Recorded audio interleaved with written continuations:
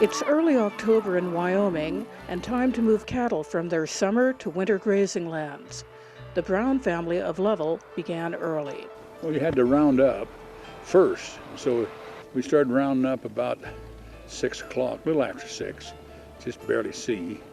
And we'll probably finish in a couple of 3 hours. And it's one of our longest drives. In this family, everyone helps out, even the grandchildren. What kind of 4-year-old is? Yeah, he can stand in a gate, open gate. Cows won't go in if he's standing there. What's the best part about this? Riding horses. The other saddle broke and I fell off twice. In the mud, I fell off on the mud and on the pavement. It looks like you're looking good, though. Yeah, I hurt, but the one in the mud was fun. And even the California cousin and her friend take to the trail and help push the herd along. Get her back, Butch! Michael, doesn't matter. Come on, Butch, get her, Butch! And where there are cows and cattle drives, there are cowgirls and cowboys. If you do it during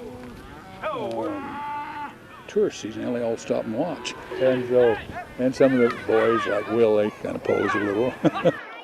Beef is king crop in Wyoming, and the old ways continue.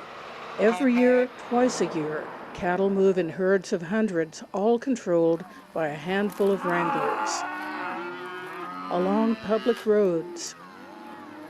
While tradition moves the herds, history is engraved in the memories of ranchers. There are 2 types of land in Wyoming: deeded or privately owned land and public lands, mostly controlled by the Federal Bureau of Land Management. Oh, I'd say over 50% of the ranchers in Wyoming still do it like this. We spend about half the time on the BLM and about half on our deeded ground. See, there's 40,000 acres out here. It's owned by the federal government, but we have the lease on it. The long day draws to a close as the herd closes in on its winter home.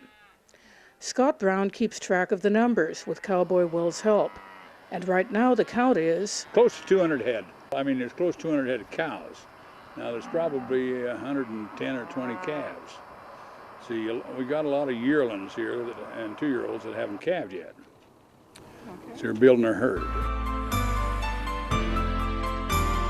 My granddad came here in 1902.